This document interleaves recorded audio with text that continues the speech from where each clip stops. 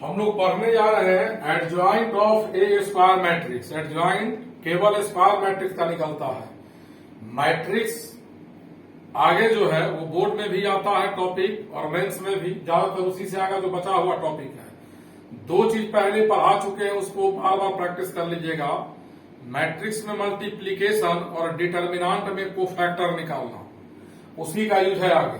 देखिए, adjoint of a square matrix, अगर हम कहते हैं ए हमारा n क्रॉस n ऑर्डर का मैट्रिक्स है, तो इसको केवल हम कहेंगे A is a matrix of order n। A n order का मैट्रिक्स है, इसका मतलब n क्रॉस n होगा। ए 3 ऑर्डर का मैट्रिक्स है, ए 3 ऑर्डर का मैट्रिक्स है, इसका मतलब 3 क्रॉस 3 होगा। देखिए, इफ ए इक्वल, ए आज ए कॉम्पैक्ट फॉर्म में लिख रहे हैं सिंगल एलिमेंट के द्वारा, ए बराबर इतना वी a square matrix of n cross n order. A कोई स्क्वायर मैट्रिक्स है n क्रॉस n ऑर्डर का, then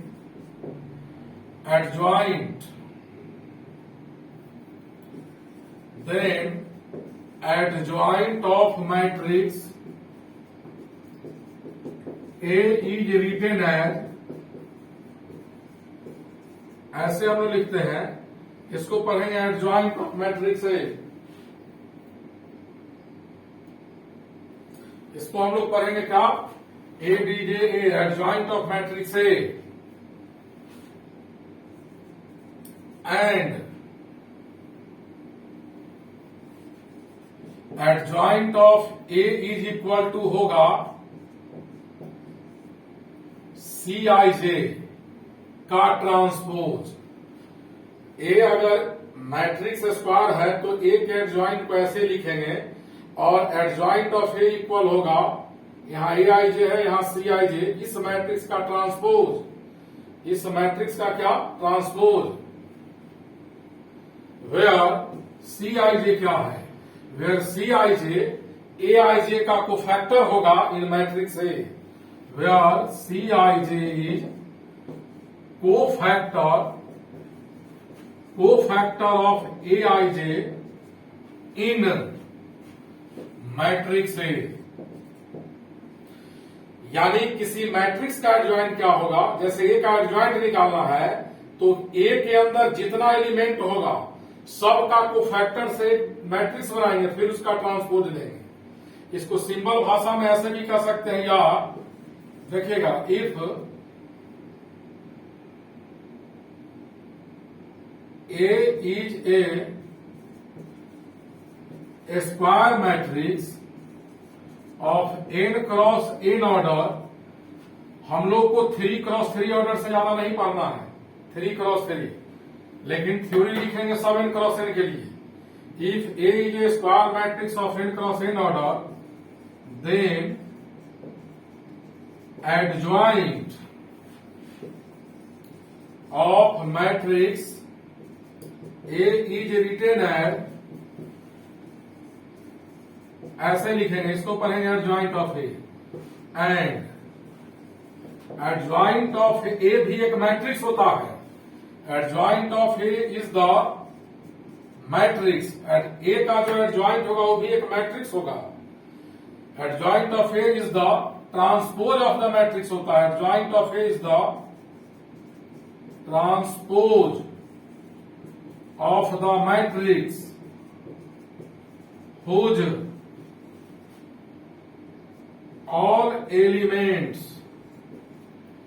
all elements are cofactor, whose all elements are cofactors of the corresponding elements of matrix ए। इस simple भाषा में, जैसे ए कोई square matrix है तो ए का जो एडजॉइंट होगा वह भी एक मैट्रिक्स होगा। ए का एडजॉइंट कैसा मैट्रिक्स होगा?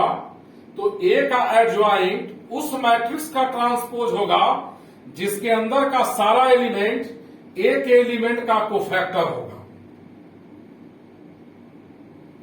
लिखिए सब लोग इतना।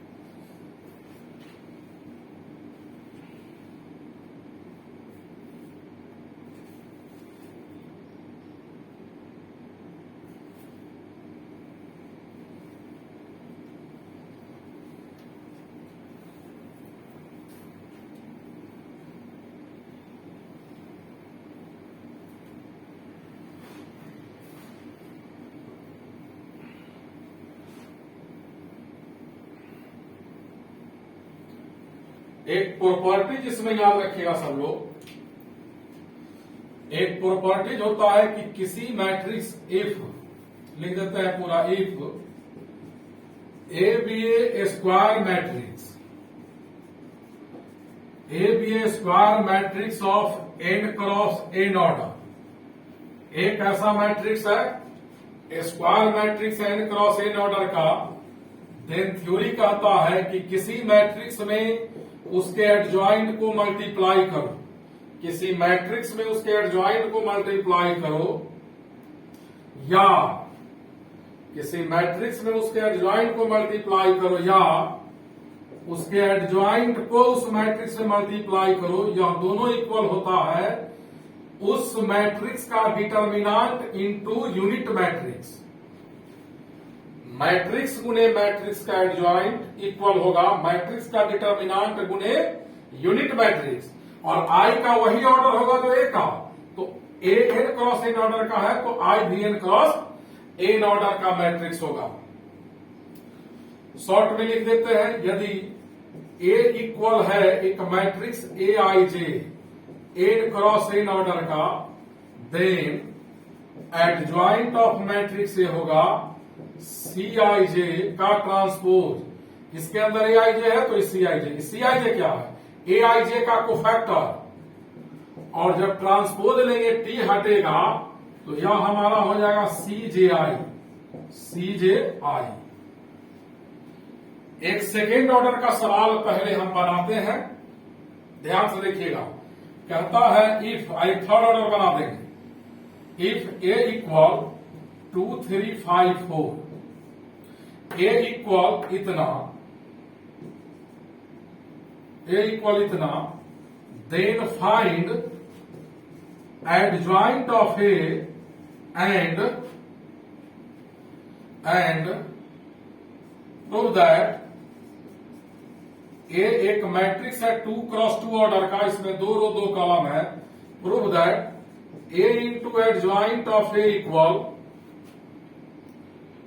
Determinant of A into I two, चूंकि ए हमारा सेकेंड ऑर्डर का है तो यहां यूनिट मैट्रिक्स सेकेंड ऑर्डर का होगा, into adjoint of A into A, यह आपको लाना है। सबसे पहले एक मैट्रिक्स दिया जिसका हमको एडजॉइंट कैलकुलेट करना है, तो एडजॉइंट कैसे निकालते हैं, तो देखिए ए इक्वल एक मैट्रिक्स है उसको हमने लिख दिया। एडजॉइंट निकालने का तरीका है कि मैट्रिक्स के अंदर जितना एलिमेंट है हर एलिमेंट का कोफैक्टर निकालना होगा।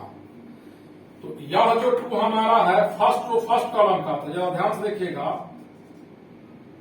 कोफैक्टर ऑफ 2, सेकेंड ऑर्डर में पढ़ा चुके हैं डिटर्मिनांट में, वीडियो देख लीजिएगा, 2 का कोफैक्टर, इसको क्लोज क्या आएगा 4, अब कोफैक्टर ऑफ 4, इस 4 का कोफैक्टर 2, सेकेंड ऑर्डर के डिटर्मिनांट में प्रिंसिपल डायगोनल में जब कोफैक्टर निकालते हैं तो इंटरचेंज होता है 2 का 4, 4 का 2। अब आगे देखिएगा,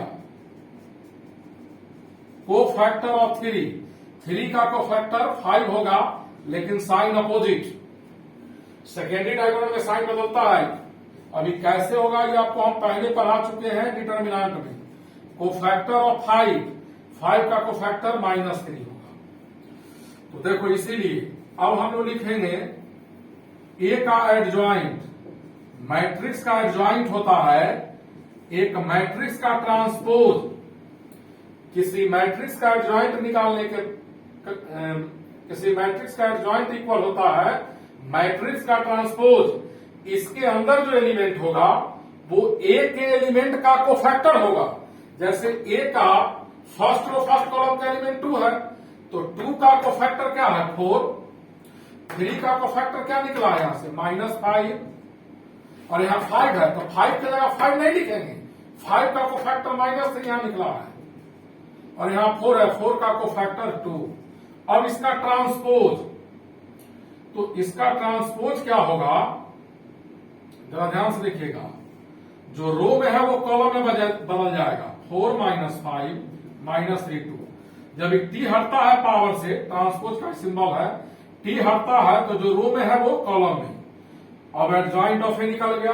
अब साबित करना है ए इंटू एडजॉइंट ऑफ ए। यहां डिटर्मिनांट ऑफ ए भी है तो निकाल लेते हैं पहले ए का डिटर्मिनांट। मैट्रिक्स ए इक्वल है 2 3 5 4, तो ए का डिटर्मिनांट होगा 2 5 3 4 इक्वल 4 2 जा 8 -15, तो 8 -15 होगा -7। अब आइए ना ए इंटू एडजॉइंट ऑफ ए निकाल रहे हैं, तो पहले मैट्रिक्स ए का वैल्यू डालो। मैट्रिक्स ए यहां गिवन है, फर्स्ट रो 2 3 है, 5 4 है। मैट्रिक्स मल्टीप्लीकेशन बार बार कह रहे हैं, मैट्रिक्स मल्टीप्लीकेशन और कोफैक्टर निकालना, ये दो चीज जितना ज्यादा प्रैक्टिस कीजिएगा यह चैप्टर उतना ज्यादा होगा। जेईई मेंस में 2 या 3 सवाल डिटर्मिनांट मैट्रिक्स और क्रेमर सूत्र से रहता है, वो आपसे बन जाएगा, और बोर्ड में भी 13 मार्क्स का। अब यहां लिखेंगे ए का एडजॉइंट, तो ए का एडजॉइंट यहां है या नहीं, 4 -3 -5 2। अब यहां आया मैट्रिक्स मल्टीप्लीकेशन, कैसे इंटू करेंगे, इसका रो इसका कॉलम, 2 4 जा 8, 3 इंटू -5 -50, फिर इसका फर्स्ट रो इसका सेकंड कॉलम, 3 2 जा -6, 3 2 जा 6, इसका सेकंड रो इसका फर्स्ट, 5 4 जा 20, 4 5 जा -20, 5 3 जा -15, 4 2 जा 8 इज इक्वल टू -7 0 0 -7, -7 कॉमन ले लेंगे तो 1 0 0 1। यह जो -7 है ए का डिटर्मिनांट है, यहां निकल चुका है, ए का डिटर्मिनांट -7 और यह यूनिट मैट्रिक्स है सेकेंड ऑर्डर का, तो प्रूफ हो गया। हम नहीं निकाला, इतना आ गया। इन दोनों को भी आप इंटू कीजिएगा तो यही आएगा, वो करके आप देख लीजिएगा। उतारो सब लोग।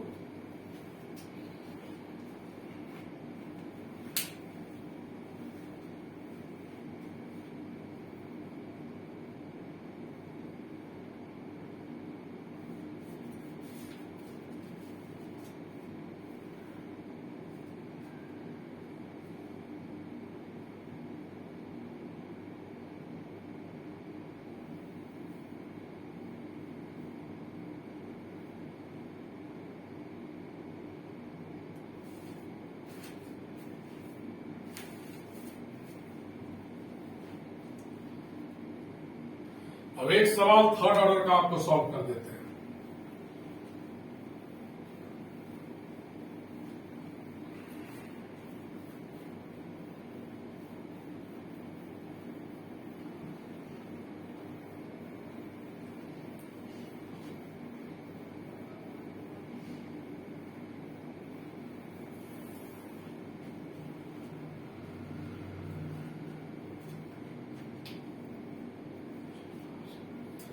कहता है if A equal, first row में 1 4 5 है, एक मैट्रिक्स है जिसके फर्स्ट रो में 1 4 5 है, सेकेंड में 3 2 6 है, सेकेंड रो में 3 2 6 है, एंड थर्ड रो में 0 1 0 है, 0 1 0। इफ ए इक्वल इतना, सवाल करता है देन फाइंड ए का एडजॉइंट, ए का एडजॉइंट निकालना है।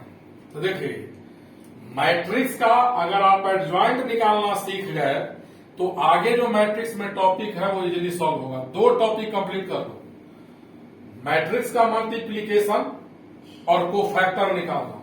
तो इस बार बाय प्रोसेस हम निकालते हैं। देखिए ए इक्वल है 1 4 5 32601 यह मैट्रिक्स हमारा 3x3 ऑर्डर का है, 3 रो 3 कॉलम, इसके अंदर 9 एलिमेंट्स है, तो पहले 9 एलिमेंट्स का आपको फैक्टर निकालना होगा।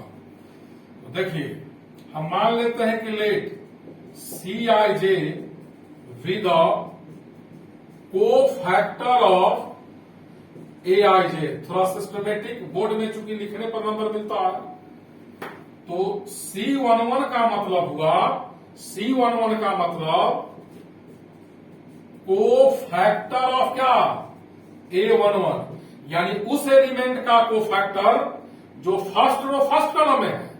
तो यहां 1 है ना फर्स्ट रो फर्स्ट कॉलम में, तो 1 का को फैक्टर निकालने के लिए डिटर्मिनेंट लेंगे, यहां 1 है, इसको और इसको क्लोज करेंगे 2610 और -1 का पावर 1 + 1 2 होगा, तो ये हो जाएगा +2 × 0 0 -6 यानी -6 आएगा। अब C12 यानी को फैक्टर उस एलिमेंट का लिखने जा रहे हैं जो फर्स्ट रो सेकेंड कॉलम में है, तो फर्स्ट रो और सेकेंड कॉलम 4 है, 4 का को फैक्टर निकालने जा रहे हैं, तो -1 का पावर 1 + 2 क्या हो जाएगा 3, और बार बार लिखना जरूरी नहीं है, इंटू डिटर्मिनेंट। C12 का मतलब पहला एलिमेंट, पहला रो और दूसरे कॉलम का को फैक्टर, पहला रो और दूसरे, या लिख भी सकते हो आप को फैक्टर ऑफ A12, तो -1 का पावर 1 + 2 3 होगा। कौन एलिमेंट का को फैक्टर निकाल रहे हैं, first row second row, first row second column, first row second column, first row second column, 4 का को फैक्टर, तो 4 जिस लाइन में, इसको और इसको क्लोज करेंगे, इसको और इसको 3060 यानी 0 - 0 0 होगा। अब C13 को फैक्टर ऑफ A13, तो -1 का पावर 1 + 3 4 हो जाएगा। इस 5 का को फैक्टर निकालना है, इसको और इसको क्लोज कीजिए 3201 तो 3 - 0 यानी 3, -1 का पावर 4 है, प्लस हो जाएगा, यहां प्लस होगा। अब C21 second row first column, second row first column cofactor of क्या लिखेंगे A21, second row first column, second row first column 3 है, तो 3 का को फैक्टर निकालना है, -1 का पावर 2 + 1, एलिमेंट जिस रो कॉलम का होता है उसका सब -1 का पावर देते हैं, into determinant. Second row first column, second row first column, इसको और इसको बंद करेंगे 4510 -4 × 0 0 हो जाएगा, और -5 यानी 5 होगा।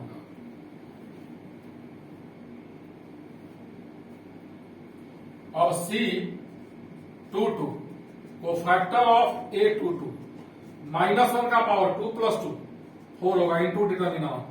सेकेंड रो सेकेंड कॉलम का element, second row second column में 2 है, तो 2 का फैक्टर निकालना है, इसको और इसको क्लोज करेंगे, इसको इसको, तो 1050 प्लस हो जाएगा 0 - 0 यानी 0 होगा। अब C23 को फैक्टर ऑफ A23, -1 का power 5 into determinant. Second row third column 6 का को फैक्टर, इसको और इसको क्लोज कीजिए 1401 -1 - 0 यानी -1। अब देखोगे C31 third row first column के एलिमेंट का को फैक्टर, यानी इसको हम लोग लिखेंगे cofactor of A31, third row first column का को फैक्टर, -1 का पावर 3 + 1 4 होगा। बोर्ड के एग्जाम में लाइन बाई निकालना होगा, 0 का को फैक्टर निकालना है, इसको और इसको क्लोज किया 4526 तो ये प्लस हो गया 24 - 10 यानी 14 हुआ। C32 cofactor of A32, third row second column, third row second column में 1 है, 1 का को फैक्टर, इसको क्लोज कीजिएगा, इसको क्लोज कीजिएगा 1356 -1 का पावर 5 1356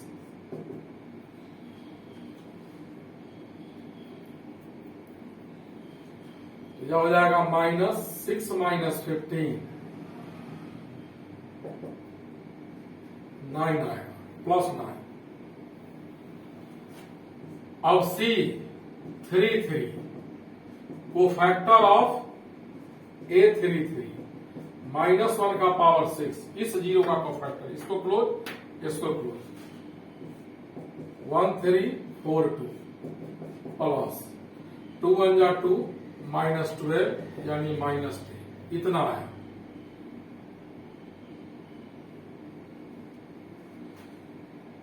अब देयरफॉर ए का जो एडजॉइंट होगा एक मैट्रिक्स का ट्रांसपोज होगा।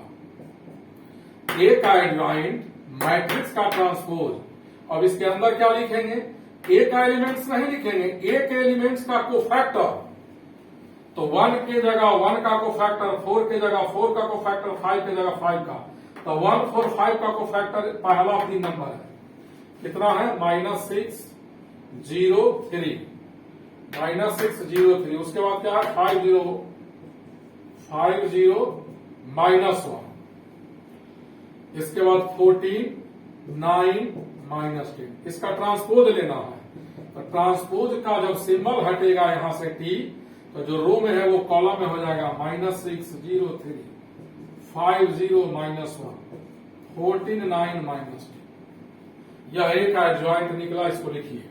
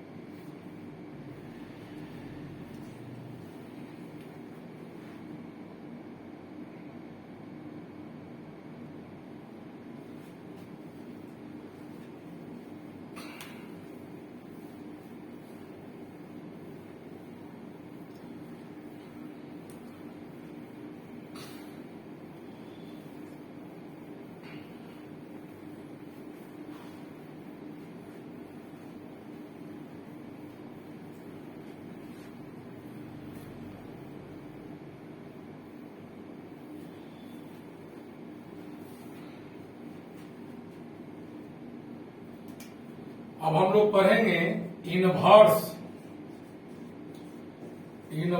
Of a square matrix. Inverse of a square matrix पढ़ेंगे। इनवर्स समझने के लिए आपको एडजॉइंट निकालने आना चाहिए, और एडजॉइंट तब निकलेगा जब आपको मैट्रिक्स का मल्टीप्लीकेशन और कोफैक्टर निकालना आता हो। तो inverse of a square matrix क्या है? देखो, if A be a square matrix, A मान लो एक square matrix of n cross n order, then एक square matrix n cross n order का, देन दे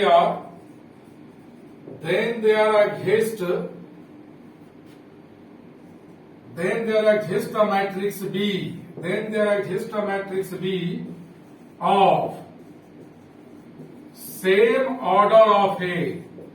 तब B कोई एक दूसरा मैट्रिक्स एग्जिस्ट करेगा जिसका ऑर्डर A के बराबर होगा। यानी ए एक स्क्वायर मैट्रिक्स है n क्रॉस n ऑर्डर का, तो बी भी उसी ऑर्डर का होगा। सच दैट ए में अगर हम बी मल्टीप्लाई करेंगे या बी में ए मल्टीप्लाई करेंगे तो यह यूनिट मैट्रिक्स हो जाएगा। यानी ए में बी को मल्टीप्लाई किया तो ए बी, और यहां बी को ए में मल्टीप्लाई किया, यानी ए बी और बी ए इक्वल है, ये है। और ए बी और बी ए दोनों किसके इक्वल है? यूनिट मैट्रिक्स के। यानी दो मैट्रिक्स का प्रोडक्ट कॉम्यूटेटिव लॉ को फॉलो करे और दोनों का वैल्यू यूनिट मैट्रिक्स हो जाए, तब हम लोग कहेंगे कि बी ए का इनवर्स है। In such a case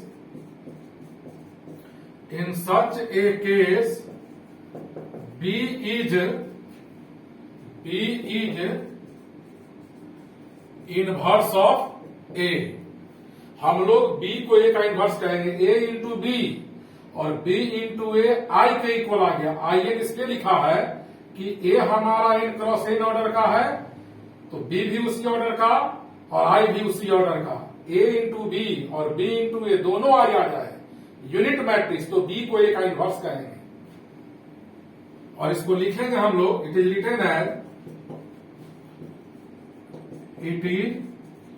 as A inverse equal B.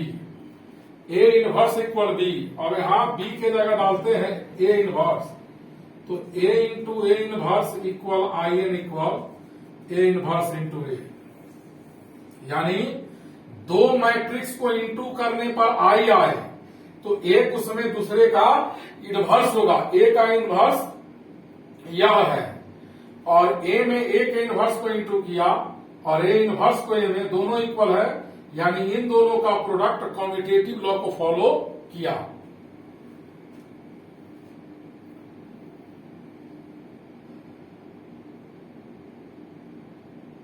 लिख लिए सब लोग। अब देखिए आगे, अब इनवर्स निकालना नहीं है, डिफिनीशन पढ़ा रहे हैं। इसके बाद हम लोग अब इन करेंगे प्रॉपर्टीज में। इनवर्स का प्रॉपर्टीज जेईई मेंस के लिए बहुत ही इंपॉर्टेंट होता है, याद रखिएगा, भूलिएगा नहीं सब लोग।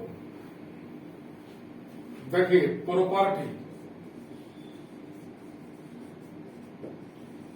Properties of inverse of a square matrix. Properties of inverse of a square matrix. पहला प्रॉपर्टी याद रखेंगे कि कोई भी स्क्वायर मैट्रिक्स उसका इनवर्स तभी निकलेगा जब वो सिंगुलर मैट्रिक्स होगा। कैसा मैट्रिक्स? सिंगुलर। और मैट्रिक्स सिंगुलर तब होता है जब उसका डिटर्मिनांट 0 नहीं होता है। तो फर्स्ट प्रॉपर्टी लिख दे रहे हैं, every square matrix is non singular. सभी स्क्वायर मैट्रिक्स नॉन सिंगुलर होता है। कुछ प्रूफ भी कर देते हैं। इफ ए इज, मान लिया A is a square matrix of N cross N order. हालांकि आपको 3 क्रॉस 3 ऑर्डर से ज्यादा का सवाल नहीं रहेगा, तो देयरफॉर ए इंटू ए का इनवर्स, ए में ए के इनवर्स को इंटू किया या ए इनवर्स को ए में इंटू किया, दोनों यूनिट मैट्रिक्स होगा। और किस ऑर्डर का होगा? एन क्रॉस एन ऑर्डर का ही होगा। तो अगर ए स्क्वायर मैट्रिक्स है, A is a square matrix, तो ए इंटू ए, इफ ए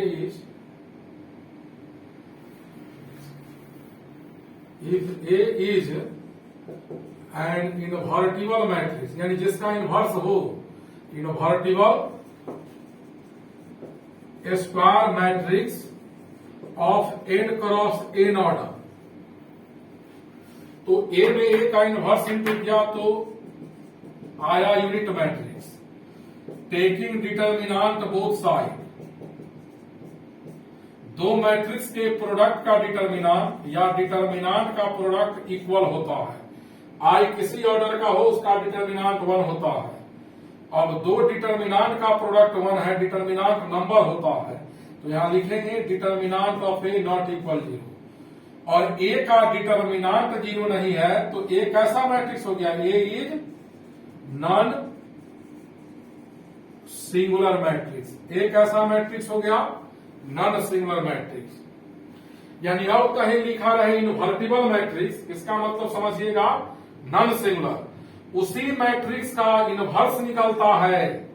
ए का इनवर्स तब होगा जब ए नॉन सिंगुलर होगा। जो मैट्रिक्स सिंगुलर होता है उसका इनवर्स नहीं निकलता है, और नॉन सिंगुलर का इनवर्स निकलता है।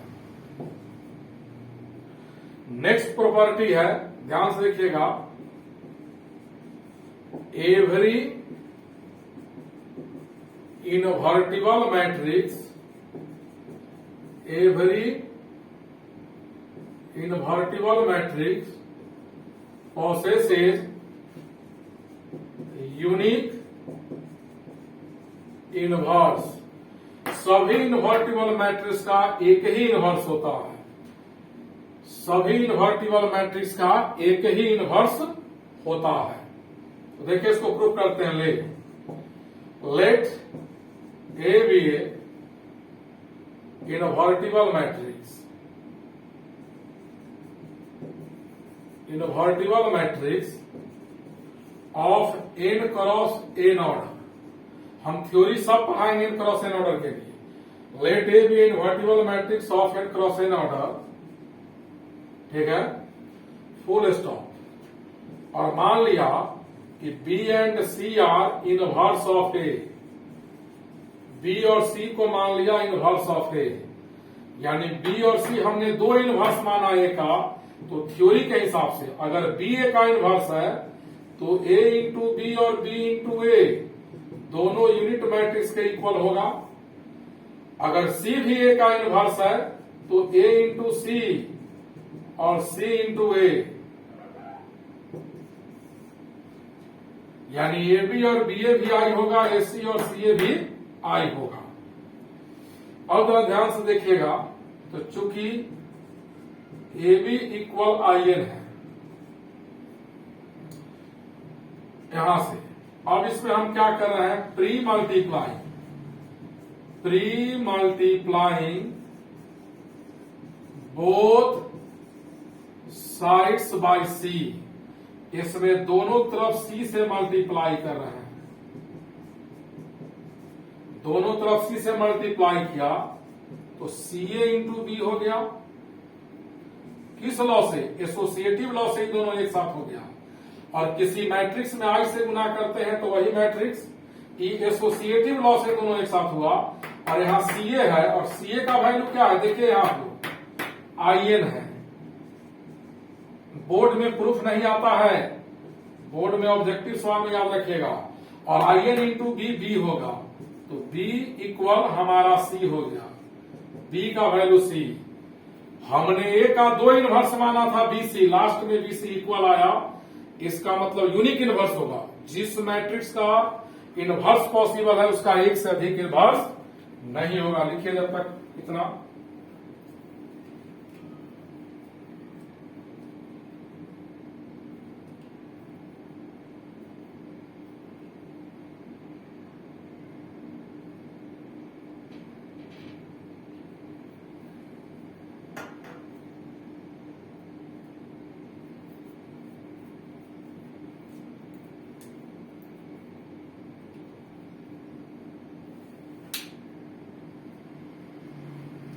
लिखिए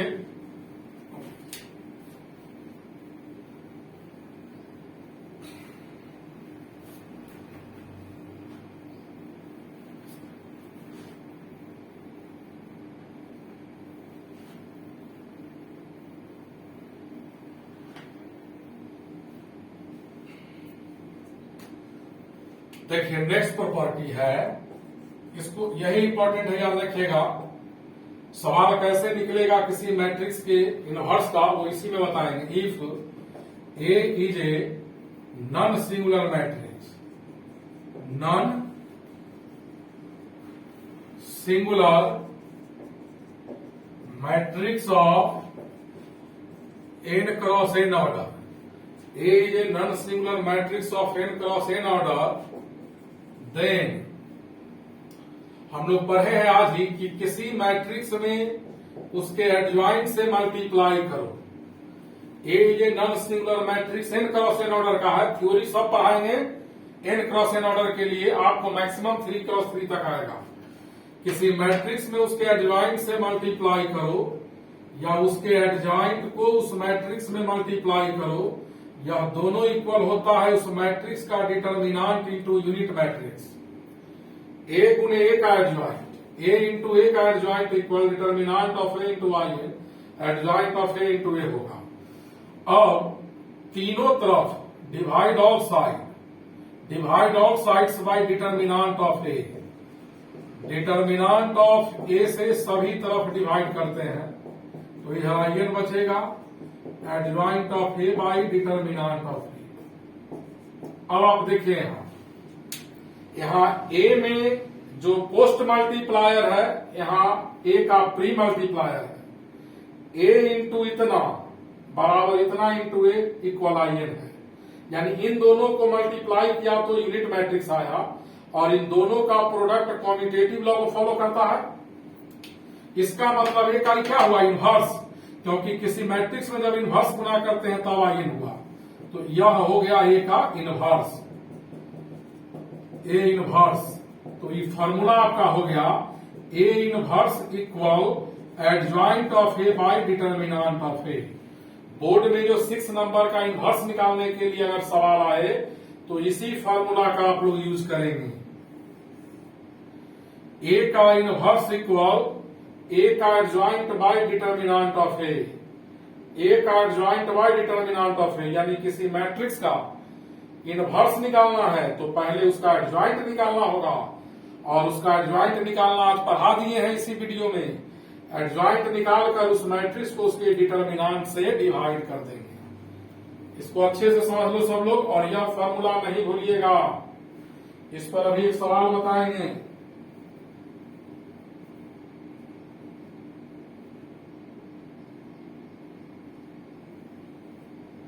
ठीक है,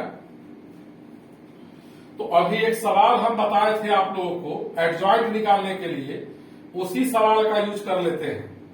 समय कम लगेगा लेकिन नहीं, बाय प्रोसेस निकालना होगा। इसको मिटा रहे हैं।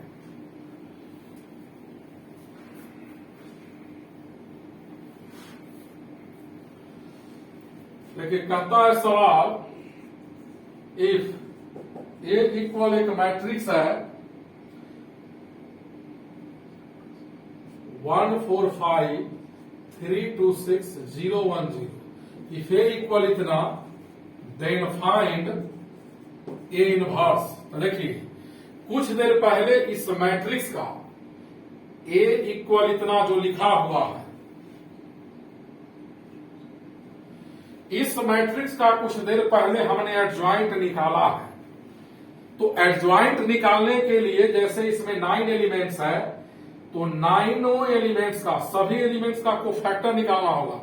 9 लाइन्स वो लिखना होगा। तो चूंकि कुछ देर पहले हम लिखे हैं, अभी हम डायरेक्ट यूज कर लेते हैं। तो देखिए ए का एडजॉइंट इक्वल होगा, डायरेक्ट बोर्ड में नहीं निकालिएगा, बोर्ड में पहले इसमें जितना एलिमेंट है सारे एलिमेंट का कोफैक्टर लिखना होगा। या चलो लिखिए देते हैं, cofactor of A11 first row first column का, इसका कोफैक्टर 1 का लिख रहे हैं डिटर्मिनेंट, -1 का पावर 2 होगा, 1 + 1 2 होगा। इसको बंद किया 2 6 1 0, तो ये हो जाएगा 0 - 6 यानी -6। अब देखिएगा कोफैक्टर ऑफ A12 -1 का पावर 1 + 2 3 इंटू डिटर्मिनेंट, 4 का कोफैक्टर लिख रहे हैं, इसको और इसको क्लोज किया 3 0 6 0 -0 -0 0 आया। Cofactor of A13 first row third column का, -1 का पावर 4, इसका कोफैक्टर 5 का, इसको और इसको क्लोज किया 3 0 2 1 प्लस 3 - 0 यानी 3। अब cofactor of A21 second row first column, 3 का कोफैक्टर इसका सेकेंड रो फर्स्ट कॉलम, तो -1 का पावर 3 हो जाएगा इंटू डिटर्मिनेंट, 3 का कोफैक्टर, इस लाइन को इसको क्लोज किया 4 1 5 0 4 1 5 0 -0 -5 इक्वल 5। कोफैक्टर ऑफ A22 तो -1 का पावर 4, 2 + 2 4 होगा इंटू डिटर्मिनेंट, इस 2 का कोफैक्टर लिख रहे हैं, इसको क्लोज कीजिए, इसको क्लोज कीजिए 1 0 5 0 1 0 5 0, तो यह हो जाएगा +0 - 0 यानी 0। अब कोफैक्टर ऑफ ए टू 3, तो -1 का पावर 2 + 3 5 होगा, इंटू डिटर्मिनांट 6 का कोफैक्टर, इसको और इसको क्लोज किया 1401 माइनस 1 - 0 यानी -1। अब देखिएगा आगे, cofactor of A31, third row first column, यानी 0 का कोफैक्टर लिख रहे हैं, तो इसको क्लोज करेंगे और -1 का पावर क्या लेंगे 3 + 1 4 इंटू डिटर्मिनांट, इसको क्लोज किया 4 2 5 6 4 2 5 6 प्लस 6 4 जा 24 माइनस 10 यानी 14 आया।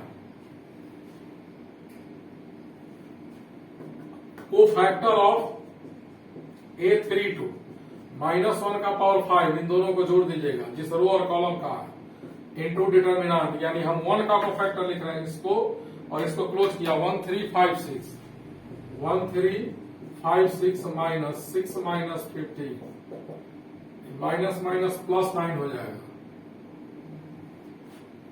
कोफैक्टर ऑफ A33, तो -1 का पावर 6 इंटू डिटर्मिनांट, इसको और इसको क्लोज किया, 0 का कोफैक्टर निकाल रहे हैं 1342 प्लस 2 माइनस 12 यानी -10।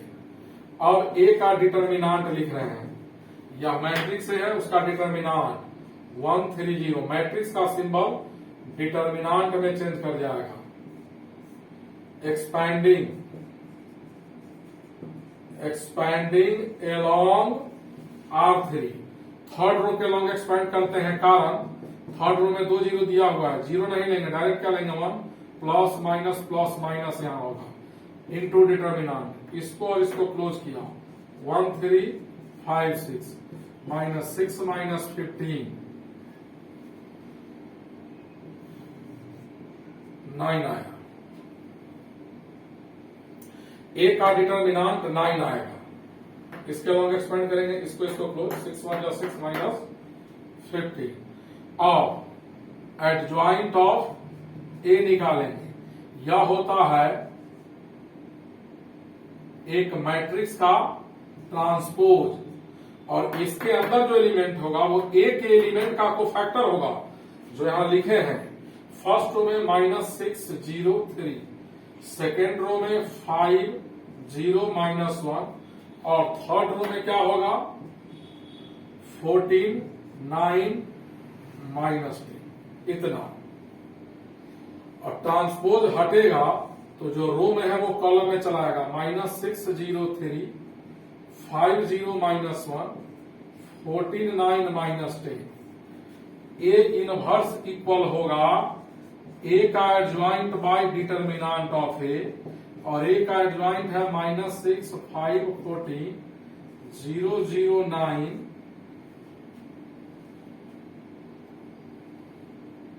14 0 0 9 3 -1 -10 और डिवाइडेड बाय डिटर्मिनांट ऑफ ए, और डिटर्मिनांट ऑफ ए 9 है, तो 9 से डिवाइड करेंगे तो यह आ जाएगा -6/9 5/9 14/9 0/9 0 0 9/9 1 3/9 -1/9 -10/9। देखिए 3 2 जा 6 3 3 जा 9, काट लीजिएगा, ए का इनवर्स निकला। लिखिए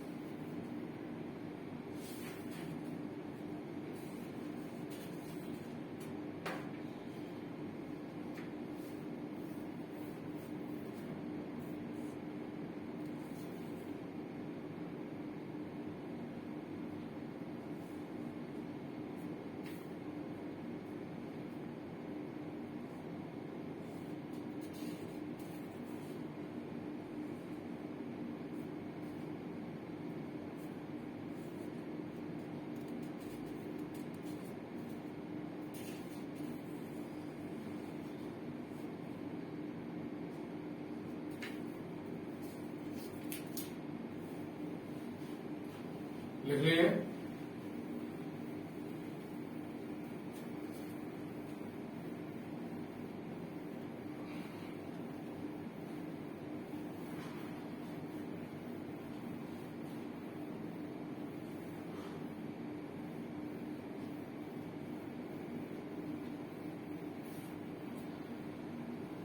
अब अगला प्रॉपर्टी है, देखिएगा,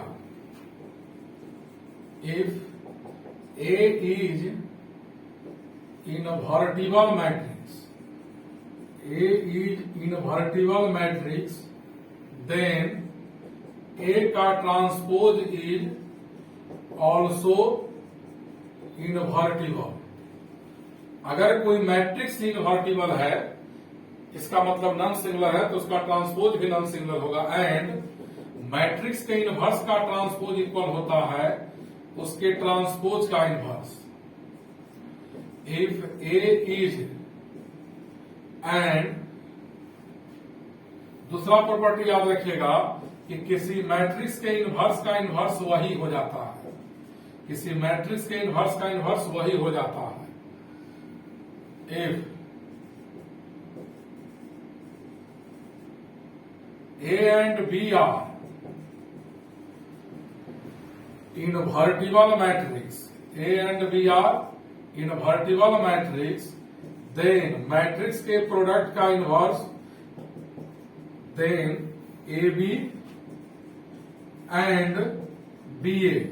अगर दो मैट्रिक्स इनवर्टिबल है तो उसका प्रोडक्ट भी क्या होगा, are also invertible matrix. And दो मैट्रिक्स के प्रोडक्ट का इनवर्स बराबर होगा, दो मैट्रिक्स के प्रोडक्ट का इनवर्स रिवर्सल को फॉलो करता होता है, यानी ए बी का इनवर्स बराबर होगा पहले बी का इनवर्स गुने ए का inverse.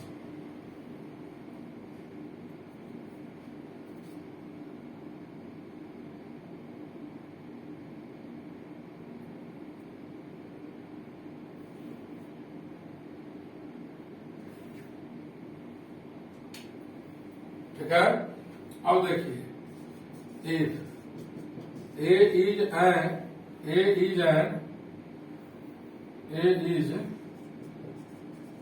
N invertible matrix, then A inverse का डिटर्मिनांट उसके डिटर्मिनांट का पावर -1 होता है। दो मैट्रिक्स के प्रोडक्ट का एडजॉइंट बराबर रिवर्सल लॉ को फॉलो करेगा, adjoint of B into adjoint of A होता है।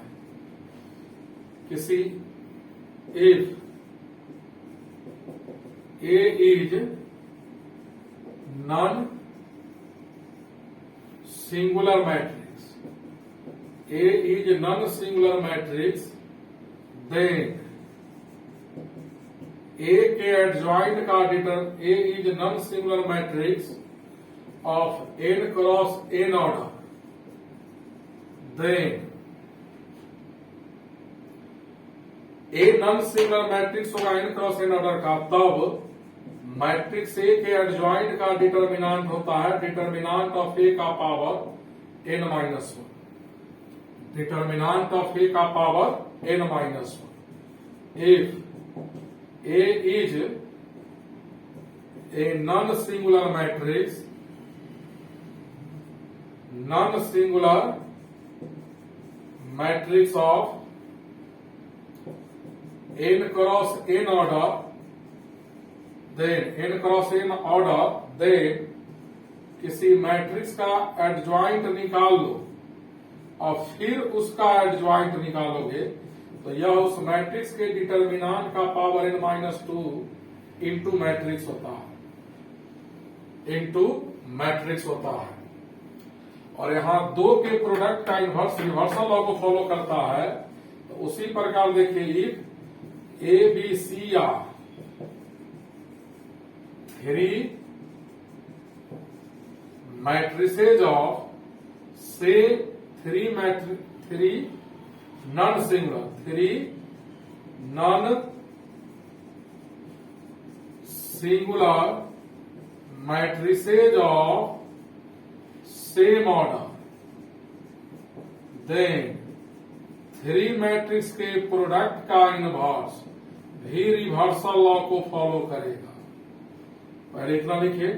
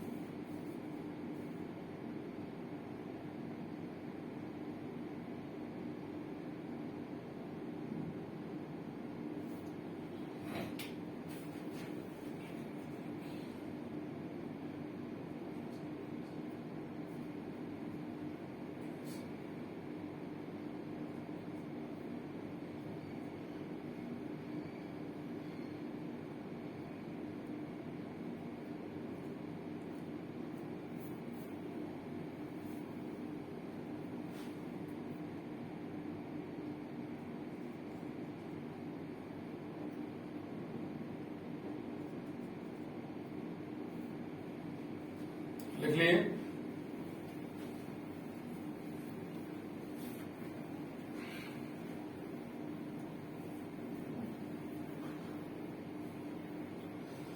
अब देखो कोई मैट्रिक्स सिमेट्रिक है तो उसका एडजॉइंट भी सिमेट्रिक होगा। If A is symmetric then adjoint of A is also symmetric matrix. किसी मैट्रिक्स के एडजॉइंट का ट्रांसपोज बराबर होता है उसके ट्रांसपोज का एडजॉइंट।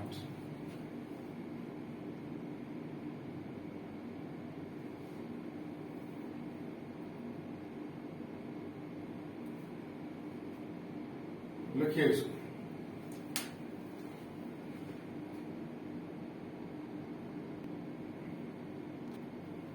लिख लिए। एक प्रॉपर्टी और याद रखिएगा, if A is a non singular matrix, non singular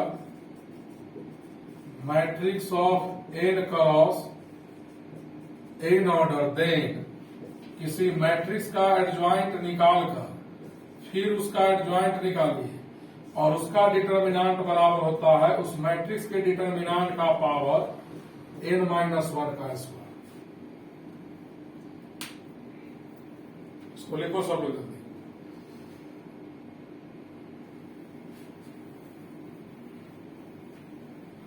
तो इनवर्स निकालना सीख लिए, एडजॉइंट निकालना सीख लिए, इनवर्स का प्रॉपर्टी बता दिया, एडजॉइंट का प्रॉपर्टी बता दिया।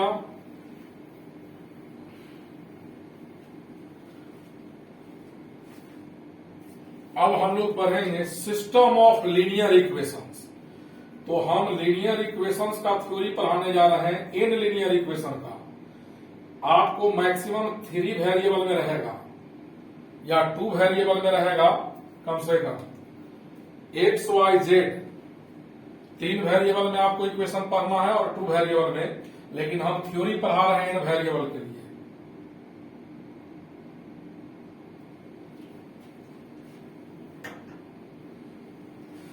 देखिए अब हम लोग पढ़ने जा रहे हैं सिस्टम ऑफ लीनियर इक्वेशन। हम थ्योरी थोड़ा सा ड्राइव कर दे रहे हैं, थ्योरी उतना पढ़ना जरूरी नहीं है, लेकिन पढ़ लीजिएगा तो आगे इंजीनियरिंग कॉलेज में काम देगा। देखिए, let in linear equation, linear का मतलब वेरिएबल का पावर 1 होगा। Let in linear equation in variables in variables are, ध्यान से देखिएगा, a11x1 plus a12x2 a13x3 plus dot dot dot a1nxn equal b1। First linear equation है जिसमें x1 x2 x3 xn variable है। a11 a12 a13 a11 क्या है, coefficient है variable का, और आरएचएस में b1 कांस्टेंट है। a21x1 a22x2 a23x3 dot dot dot a2nxn equal b2। Second linear equation a31x1 a32x2 a33x3 plus dot dot dot a3nxn equal b3 dot dot dot, ऐसा ऐसा total n linear equations an1x1 plus an2x2 an3x3 plus dot dot dot ann equal bn। तो देखिए total equations कितना हो गया, first equation second third dot dot dot dot dot है, कहां तक n तक। अब देखो जरा ध्यान से, एवॉव इक्वेशन थ्योरी डिराइव कर रहे हैं, डेरिवेशन नहीं याद रखिएगा, समझ के छोड़ दीजिएगा। सवाल बनाने का जो तरीका बताएंगे उससे सारा सवाल बन जाएगा। Above equations can be written as in the matrix form as. देखिए इस लीनियर इक्वेशन को दो मैट्रिक्स का प्रोडक्ट हम लोग लिख सकते हैं एलएचएस में जो है इक्वेशंस। तो फर्स्ट इक्वेशन में जो कोएफिशिएंट है वेरिएबल का x1 x2 x3 से लेकर xn तक का जो कोएफिशिएंट है वो फर्स्ट रो में लिखिए a11 a12 a13 dot dot dot dot a1n। अब सेकेंड इक्वेशन में जो कोएफिशिएंट है a21 a22 a23 a2n a31 a32 a33 a3n dot dot dot dot dot an1 an2 an3 dot dot dot ann। यानी पहला equation में जो variable का coefficient है फर्स्ट रो, सेकेंड इक्वेशन में वेरिएबल का कोएफिशिएंट सेकेंड रो, ये coefficient से मैट्रिक्स बना है, और इसमें वेरिएबल को लिखोगे column matrix x1 x2 x3 dot dot dot xn। अब देखिए कैसे मल्टीप्लाई करेंगे, तो इसका रो इसके कॉलम से इंटू होगा, तो यह टोटल टर्म एलएचएस का आ जाएगा equal to b1 b2 b3। जब इन दोनों मैट्रिक्स को आप मल्टीप्लाई करके आरएचएस वाले मैट्रिक्स के एलिमेंट से इक्वेट करेंगे तो यह इक्वेशन फॉर्म होगा। इसको हम लोग ए कहते हैं, इसको ए कहते हैं, इसको कैपिटल एक्स और इसको बी, यहां तक लिखो एक्स इक्वल बी। अब देखोगे यहां if A is non singular matrix, एक ऐसा मैट्रिक्स हो non singular matrix, then A inverse exist करेगा। अगर ए नॉन सिंगुलर मैट्रिक्स होगा, इसको हमने ये माना है जो कोएफिशिएंट से बना है, यह मैट्रिक्स नॉन सिंगुलर होगा तो इसका इनवर्स होगा। तो ए एक्स इक्वल बी है pre multiplying both sides bye A inverse. इस इक्वेशन में दोनों तरफ ए इनवर्स से मल्टीप्लाई कर रहे हैं, तो ये हो जाएगा ए इनवर्स गुने इंटू एक्स एसोसिएटिव लॉ से दोनों एक साथ हो गया, एसोसिएटिव लॉ से। और ए इनवर्स इंटू ए को यूनिट मैट्रिक्स लिखेंगे, किसी मैट्रिक्स में उसके इनवर्स गुना करते हैं तो unit matrix A inverse B. तो यहां से एक्स इक्वल हो गया ए इनवर्स बी। इसी इक्वेशन के द्वारा इसका सॉल्यूशन आएगा। अब नेचर ऑफ सॉल्यूशन देखिए, nature of solution of non homogeneous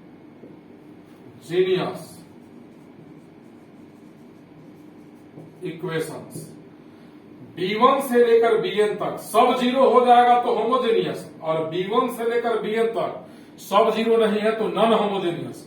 Cramer's rule में भी इस थ्योरी पढ़ाए हैं, लेकिन क्रेमर्स रूल में डिटर्मिनेंट के मेथड से पढ़ाए हैं, मैट्रिक्स के मेथड से।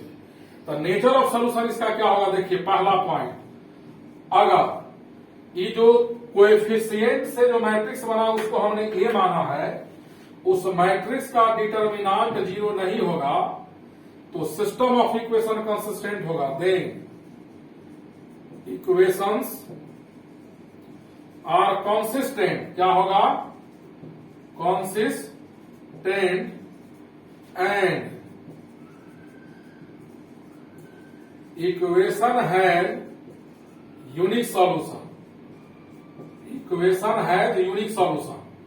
यहां जो ए इनवर्स देख रहे हैं, ए इसी को माने हैं, अगर इसका डिटर्मिनेंट जीरो नहीं हुआ तो यूनिक सॉल्यूशन। दूसरा, यदि ए का डिटर्मिनेंट जीरो हो जाए एंड ए का डिटर्मिनेंट जीरो हो and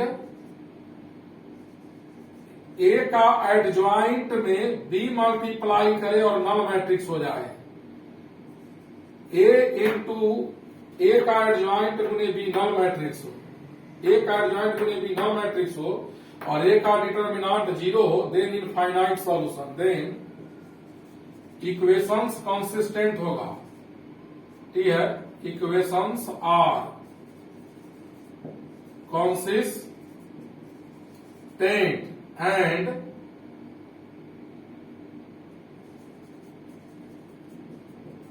equations have infinite solution, infinite solutions। एक केस और है इसमें कि जब डिटर्मिनेंट ए का जीरो हो लेकिन यह नॉन मैट्रिक्स नहीं हो तो नो सॉल्यूशन। पहले इतना लिखो, जगह नहीं है, या यहां पर लिख देते हैं, देखो लास्ट में, if determinant of A zero हो बट लेकिन ए का एडजॉइंट गुने बी, ए का एडजॉइंट गुने बी नल मैट्रिक्स नहीं हो, देन इक्वेशंस क्या होगा, equations are inconsistent, inconsistent and E Q का पावर एन है, equations has no solution, equations का कोई भी सॉल्यूशन, नो सॉल्यूशंस, कोई भी हल नहीं होगा।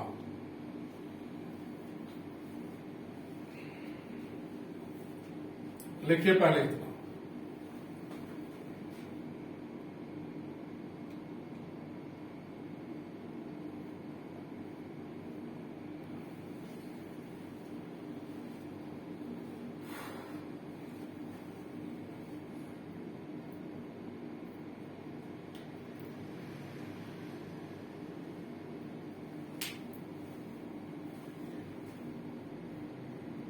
ठीक है।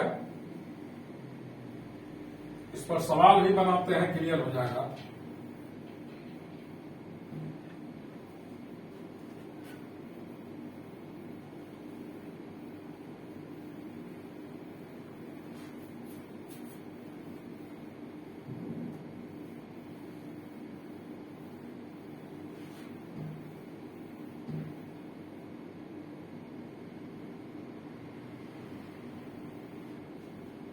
अब देखो इसी इक्वेशन में एन लीनियर इक्वेशंस है, आरएचएस का सारा कांस्टेंट जीरो हो जाएगा, यानी B1 से लेकर Bn तक सब का सब क्या हो गया, 0।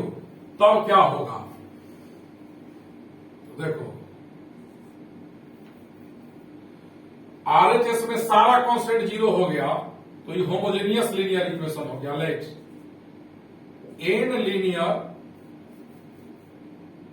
n homogeneous linear equations in n variables,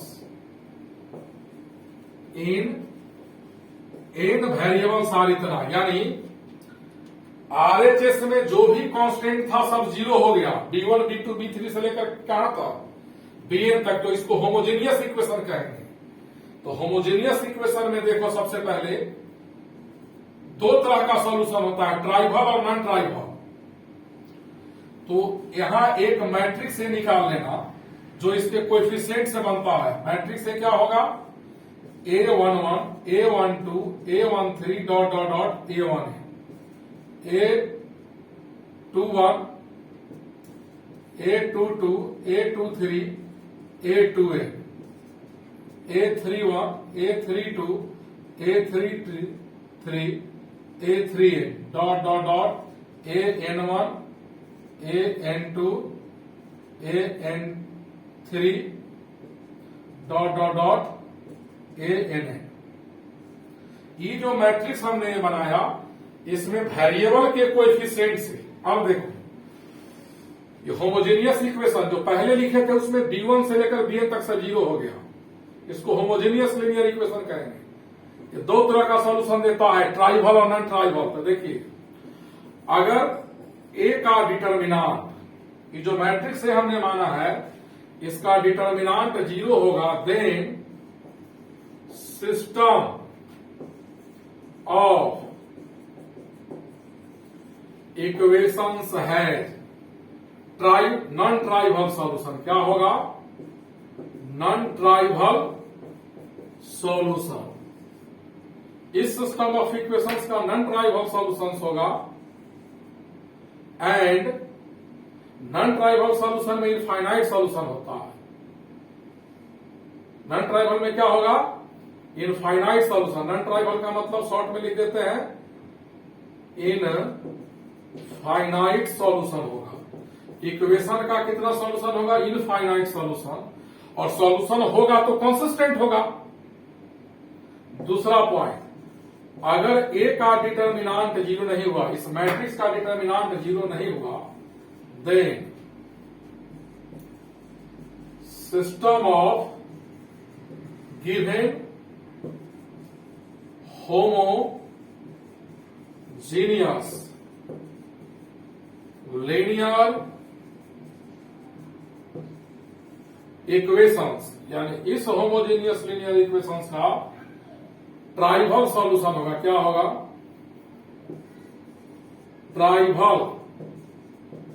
tribal solution. Mains में जब नॉन ट्राइवल आए तो डिटर्मिनांट के मेथड से बनाना। ट्राइवल सॉल्यूशन में यूनिक सॉल्यूशन होता है। ट्राइवल सॉल्यूशन का मतलब इक्वेशन का ब्रैकेट में लिखते हैं यूनिक सॉल्यूशन होगा, और इस केस में x1 x2 x3 सब का सब वेरिएबल 0 होगा। ट्राइवल सॉल्यूशन में जितना वेरिएबल इंक्लूड होता है सब 0 होता है। इसको लिखिए, इस पर सब टाइप का सवाल डिस्कस कर देते हैं ताकि आप लोगों को दिक्कत नहीं हो। थ्योरी पढ़ा है n क्रॉस n ऑर्डर का, लेकिन सवाल 2 क्रॉस 2 यानी 2 वेरिएबल होगा 2 इक्वेशन, या 3 वेरिएबल 3 इक्वेशंस।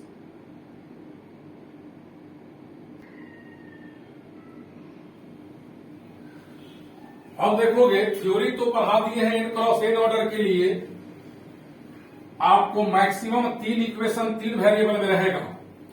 अब हम कुछ सवाल डिस्कस कर रहे हैं, उसको समझ जाओगे। मान लो थ्योरी में दिक्कत हुआ है तो सारा बुक का सवाल आपसे बन जाएगा। तो एक सवाल है, जरा ध्यान से देखिएगा, कहता है if A equal 2 - 1 -1 2 and a square minus 4a plus 3i equal 0. Hence, find a inverse. Find a inverse. तो अब जरा देखिएगा, ये मैट्रिक्स इक्वेशन है, इससे इनवर्स कैसे निकालते हैं। तो यहां से ए स्क्वायर इक्वल, इस दोनों को आरएचएस में ले आएंगे तो 4a माइनस 3i होगा। अब इसको a इंटू ए लिखेंगे, 4a माइनस 3i। या रुक जाओ, पहले a का इनवर्स निकालना है तो उसका डिटर्मिनांट निकाल कर चेक कर लो कि मैट्रिक्स सिंगुलर है या नॉन सिंगुलर। 2 2 या 4 माइनस 1 यानी कि 3 हुआ। ए का डिटर्मिनांट 3 आया, 0 के इक्वल नहीं आया, इसीलिए ए इज नॉन सिंगुलर मैट्रिक्स। ए कैसा मैट्रिक्स होगा? Non singular matrix. तो ए इनवर्स एडजस्ट करेगा। अगर कोई मैट्रिक्स का डिटर्मिनांट 0 नहीं है, उसी का इनवर्स एडजस्ट करेगा। अब आइए, ए स्क्वायर इक्वल यहां से 4a माइनस 3i होगा। तो a into A equal 4a minus 3i। Pre multiplying both sides bye A inverse. इसमें दोनों तरफ ए इनवर्स से इंटू कर रहे हैं। A inverse A into A equal A inverse 4a minus 3i। अब देखोगे एसोसिएटिव लॉ से ए इनवर्स गुने ए एक साथ गुने A, 4a inverse A minus 3a inverse I, A inverse into I. A inverse A I होगा, जो order ए का वही ऑर्डर आई का। ए 2 क्रॉस 2 है तो आई भी 2 cross 2, I into A 4। A inverse A क्या होगा? Unit matrix. किसी भी मैट्रिक्स को यूनिट मैट्रिक्स में गुना करते हैं, किसी भी मैट्रिक्स को यूनिट मैट्रिक्स में गुना करते हैं तो वही मैट्रिक्स हो जाता है। अब आई इंटू ए क्या होगा? A equal 4i minus 3a inverse. Inverse को उधर ले आते हैं तो 3a inverse is equal to 4i minus A होगा। यहां से इसको इधर ला, इसको इधर, 3a इनवर्स 4, i का वैल्यू 1 0 0 1, सेकेंड ऑर्डर का यूनिट मैट्रिक्स होगा, कारण ए भी सेकेंड ऑर्डर का है। 4 से मल्टीप्लाई करेंगे, 4 0 0 4 माइनस 2 माइनस 1 माइनस 1 2। इससे इसको सब्ट्रैक्ट करेंगे, 4 माइनस 2 2 होगा, 0 माइनस 1 प्लस 1 हो जाएगा, 0 माइनस 1 प्लस 1, 4 माइनस 2 2 होगा। 3a इनवर्स, तो a इनवर्स इक्वल क्या हो जाएगा? 3 से डिवाइड करेंगे, 2 1 1 2 डिवाइडेड बाई 3, तो यहां से 2/3। मैट्रिक्स इक्वेशन दिया रहे तो 3/3। इस मेथड से भी आप निकाल लीजिएगा, यहाँ 2/3 से। ऐसे भी इनवर्स निकलता है जब मैट्रिक्स इक्वेशन।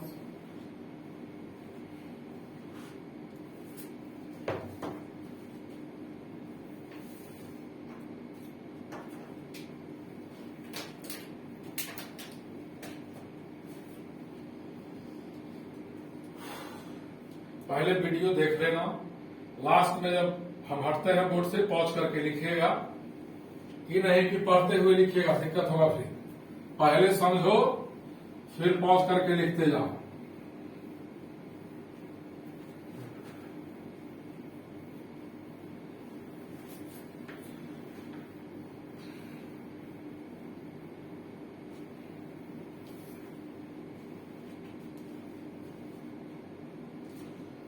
अब देखो, लीनियर इक्वेशन को सॉल्व करना सिखाते हैं सब टाइप का।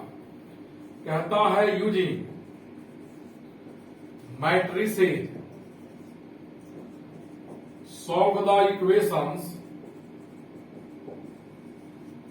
पहला इक्वेशन है 5x plus 2y equal 3 and 3x plus 2y equal 5. Matrix method से इस इक्वेशन को सॉल्व करना है।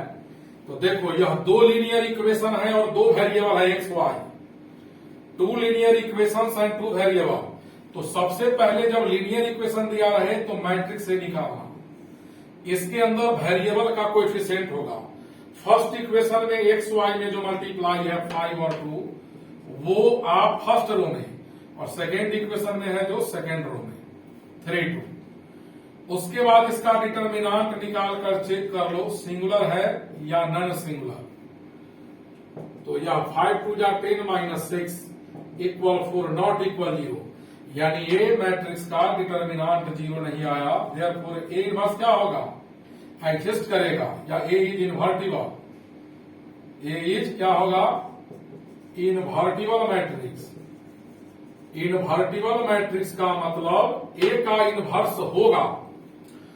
ए लिखने के बाद आप एक्स लिखेंगे ऐसे, कॉलम मैट्रिक्स, इसमें दो वेरिएबल है एक्स वाई, तो एक्स और वाई, और बी इक्वल लिखेंगे एक मैट्रिक्स जो आरएचएस में नंबर है 3 5। ए बराबर एक मैट्रिक्स लिखेंगे जो वेरिएबल के कोएफिशिएंट से बनेगा। अब फॉर्मूला होता है X equal A inverse B, तो ए का इनवर्स निकालेंगे पहले। ए का क्या निकालेंगे, इनवर्स। तो ए का इनवर्स निकालने के लिए एक का एडजॉइंट निकालेंगे पहले। तो ए का एडजॉइंट एक मैट्रिक्स होगा और उसका ट्रांसपोज। तो यहां ए में जहां 5 है, 5 नहीं लिखेंगे, 5 का कोफैक्टर 2 होगा, और इस 2 का कोफैक्टर 5 होगा, 2 ऑर्डर में डायरेक्ट। इस 2 का कोफैक्टर ये 3 होगा, साइन बदलेगा, पॉजिटिव है तो नेगेटिव।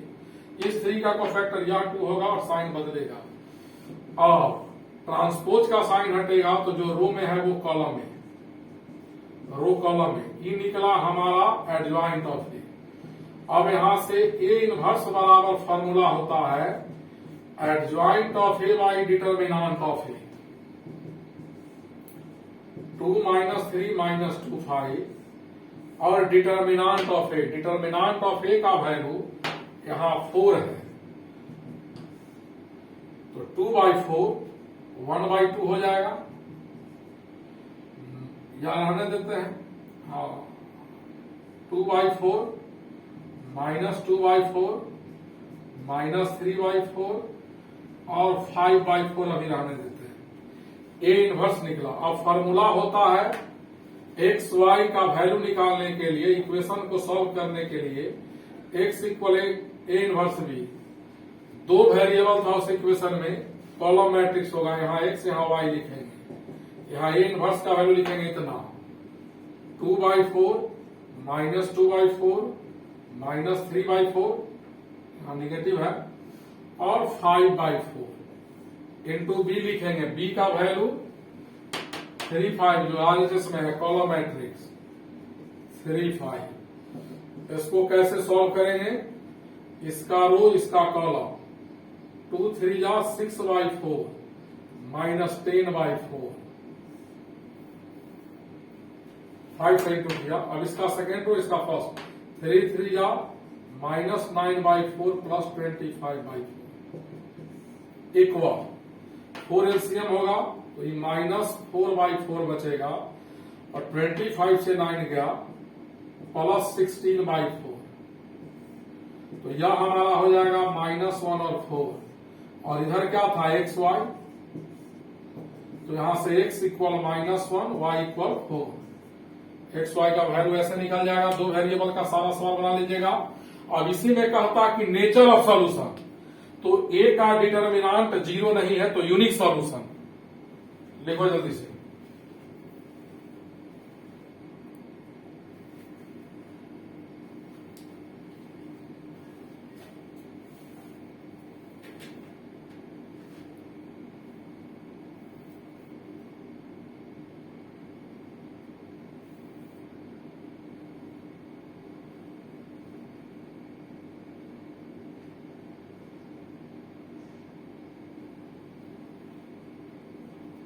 चलिए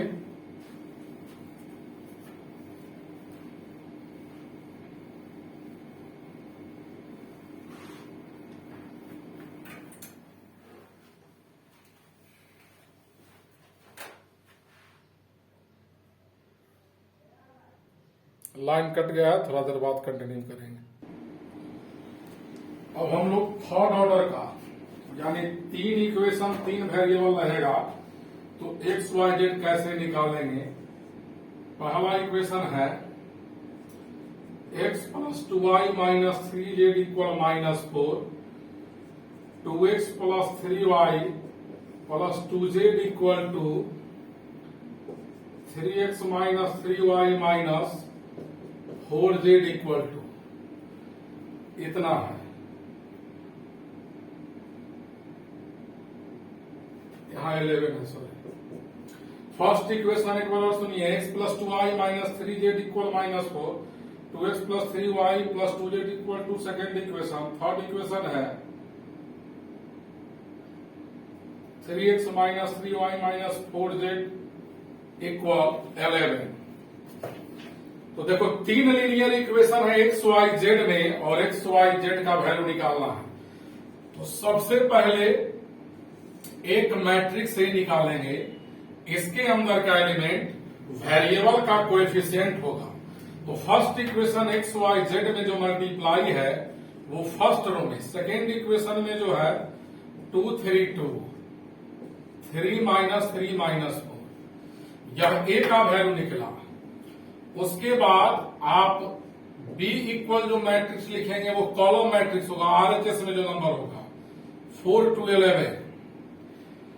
और जो मैट्रिक्स ए लिखते हैं, या इसको अभी छोड़ो, जो मैट्रिक्स ए लिखते हैं इसका पहले डिटर्मिनांट निकालो।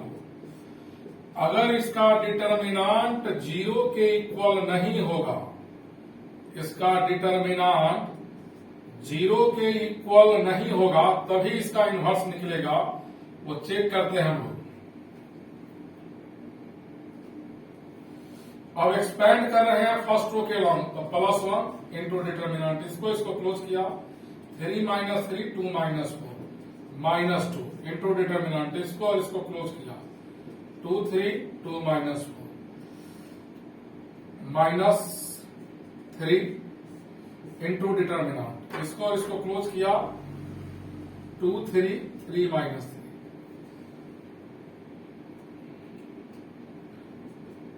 4 3 या 12 plus 6 minus 2 minus 8 minus 6 minus 3 minus 6 minus 9, 18 28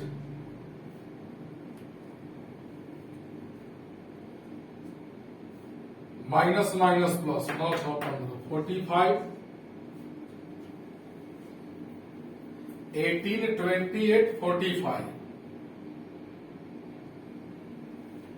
-4 3 या -12 होगा, -12 प्लस 6 की हम लोग का बचेगा -6।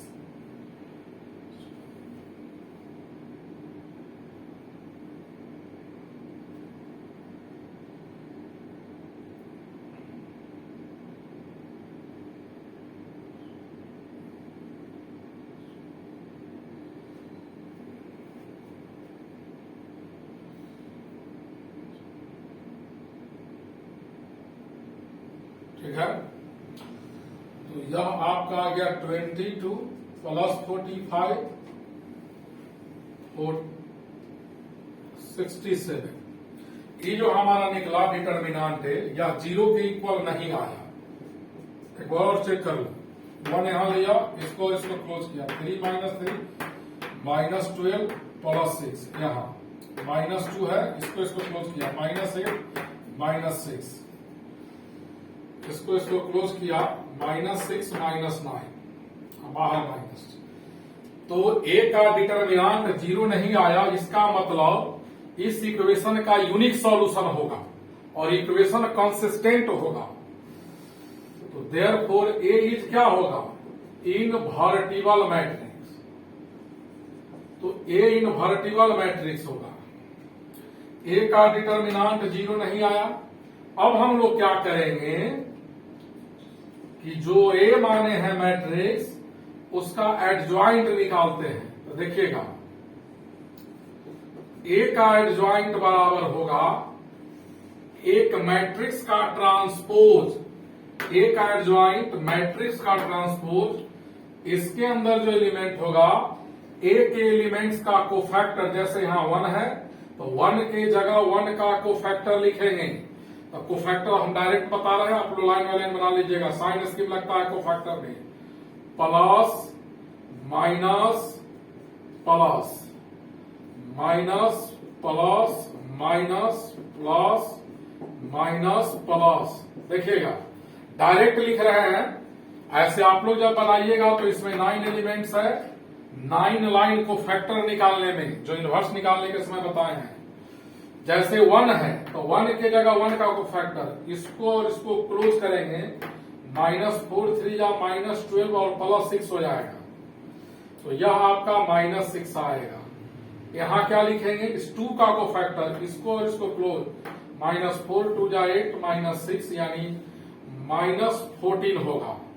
यहां क्या लिखेंगे तो -3 का को फैक्टर, इसको इसको क्लोज किया, 3 2 जा -6 -9 -15 आएगा।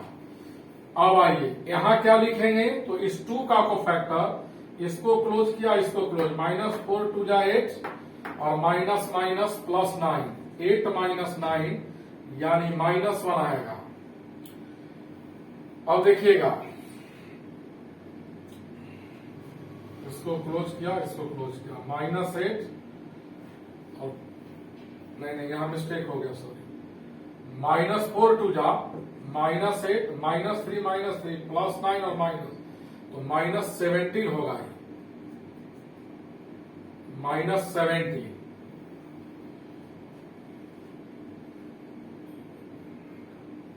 अब देखिएगा यहां 3 का को फैक्टर, ई लाइन बंद, -4 1 जा -4 +9 5 बचेगा। इस 2 का को फैक्टर, इसको क्लोज करेंगे, इसको क्लोज, -3 और -6, -3 और -6 -9 होगा। यहां क्या लिखेंगे, 3 का को फैक्टर, तो इसको क्लोज किया, इसको क्लोज किया, 2 2 जा 4 और माइनस +9 13 हो जाएगा।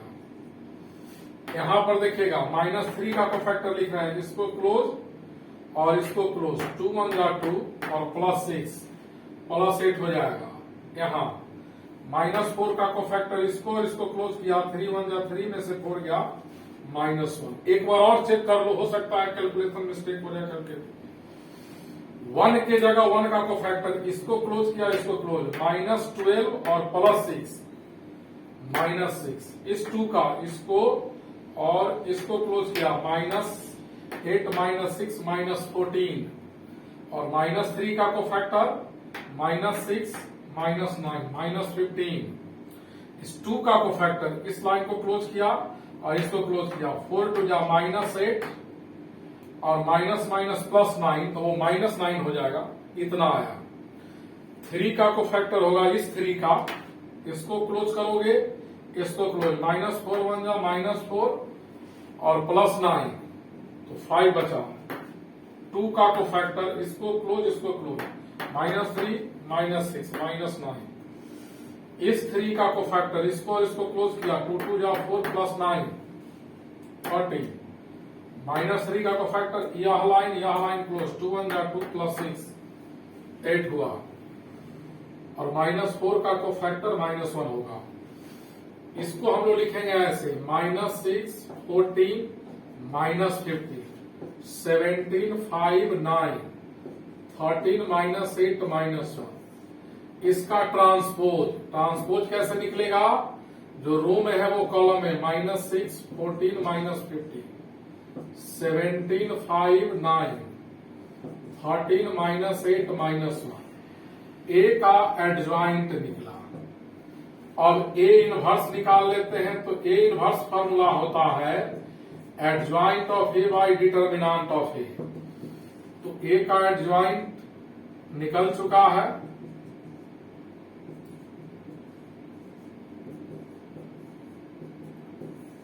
और ए का डिटर्मिनांट भी निकल चुका है कितना 67।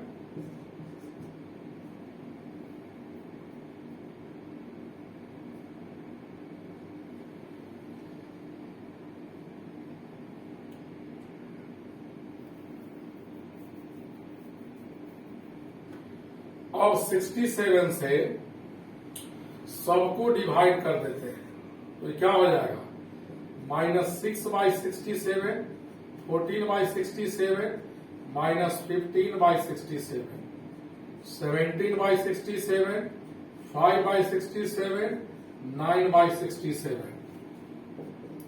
13/67, -8/67, -1/67।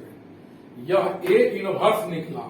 अब एक्स वाई जेड के लिए फॉर्मूला होता है X equal to A inverse B. यहां डालेंगे एक्स वाई जेड, 3 वेरिएबल है कॉलम मैट्रिक्स। इस कैपिटल एक्स का मतलब इतना हुआ, उसमें 3 वेरिएबल है इक्वेशन में X Y Z. A inverse का वैल्यू इतना है, लिखेंगे -6/67, 14/67, -15/67, 17/67, 5/67, 9/67, 13/67, -8/67, -1/67 इंटू बी है। तो बी का वैल्यू क्या होगा, जो आरएचएस में है नंबर इक्वेशन के -4 to 11, वो इसमें डाल दीजिए। -4 to 11। अब इसको इससे मल्टीप्लाई करो, इसको इससे मल्टीप्लाई, और तीनों एलिमेंट्स को इक्वेट कर देंगे। पहले इतना लिखो, जगह का अभाव है, इसमें नहीं हटेगा।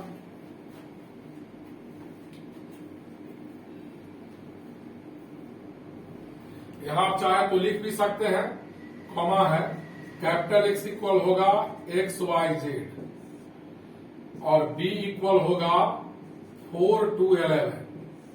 इधर जो है -4 to 11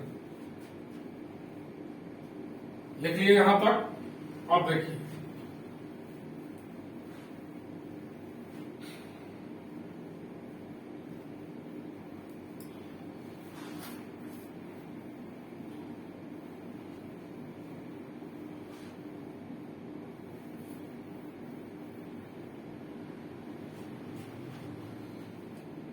देखिए जरा ध्यान से सब लोग,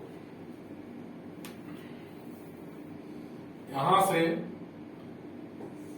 एक्स वाई जेड इक्वल, अब क्या करेंगे, इसको इससे मल्टीप्लाई कीजिए तो 24/67 प्लस 34/67 प्लस 13 इंटू 11, 13 दाही 113, 143/67 होगा।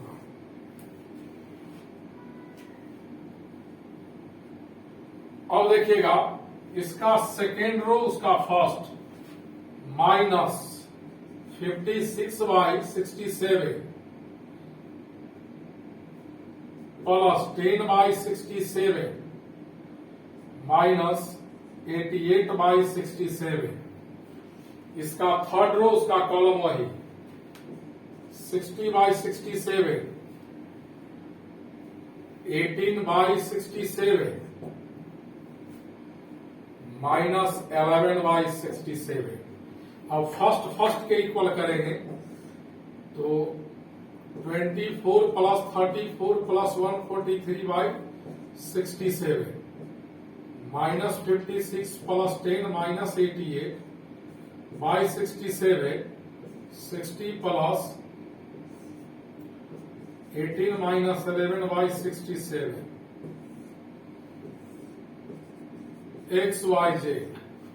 अब एक्स को इससे इक्वेट कीजिए तो 67 एलसीएम था, स्क्वायर कीजिए 3 4 7 4 11 1 4 5 3 8 2 10 1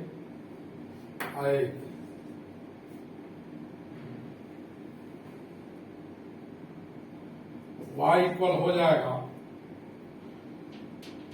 स्क्वायर कीजिएगा 8 6 14 4, 8 5 13 1 14, 144 और प्लस 10 तो -134/67। यह आपका 3 आएगा। 3 7 जा 21, 2 6 3 82 और यह कट करके आएगा हमारा -2। जेड इक्वल तो 60 + 18 78 से 11 गया 67/67। लास्ट में बहुत सिंपल फॉर्म में आया, लिखिए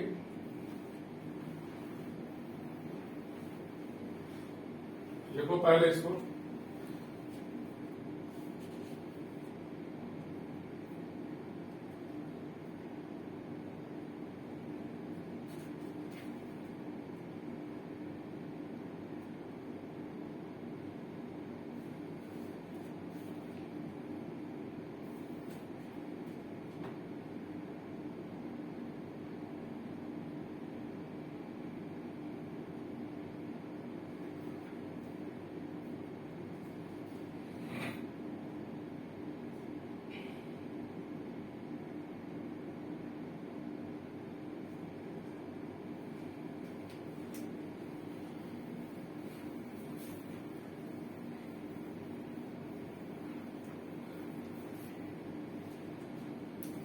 अब देखिए एक सवाल है, कहता है using matrices solve the equation x + y + z = 6 and second equation है x + 2y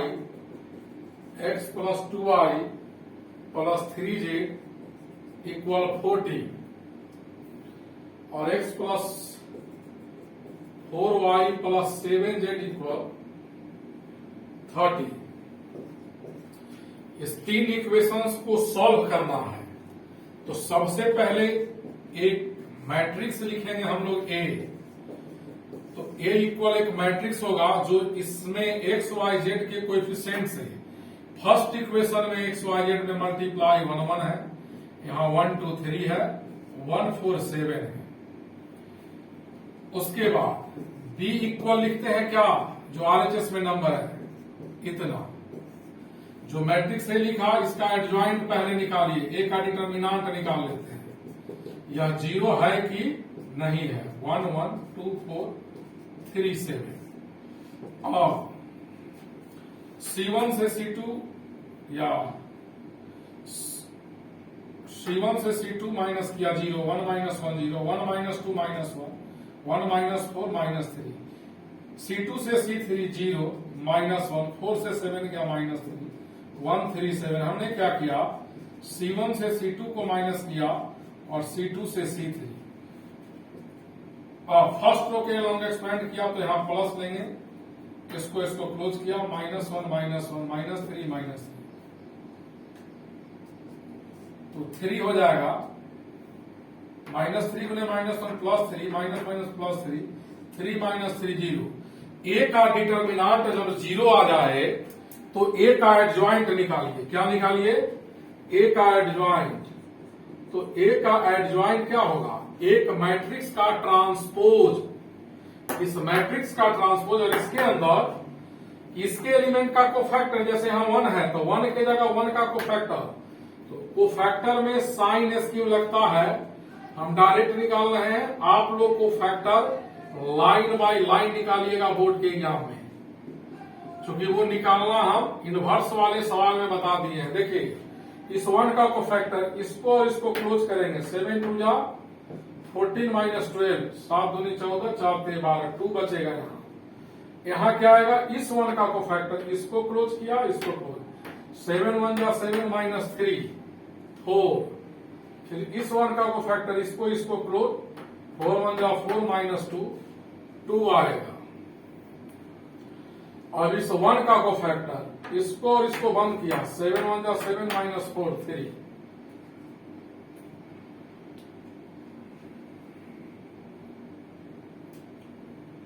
इस 2 का कोफैक्टर, इसको क्लोज कीजिए, इसको क्लोज कीजिए, 7 1 जा 7 -1 6 3 का कोफैक्टर, इसको क्लोज किया, 4 1 जा 4 माइनस 1, 3 बचा। अब इस 1 का कोफैक्टर, इसको क्लोज 3 1 जा 3 माइनस 2 1, 4 का कोफैक्टर, इस लाइन को क्लोज करेंगे, इसको क्लोज करेंगे, 3 1 जा 3 माइनस 1 2 आएगा। 7 का कोफैक्टर, इसको क्लोज किया, 2 से 1 गया, 1 बचा। तो पहले इसको लिख लेते हैं, 2 माइनस 4 2 माइनस 3 6 माइनस 3 1 माइनस 2 1 का ट्रांसपोज जब कहेंगे तो जो रो में है वो कॉलम में 2 माइनस 4 2 माइनस 3 6 माइनस 3 1 माइनस 2 1, इतना लिखा हमने।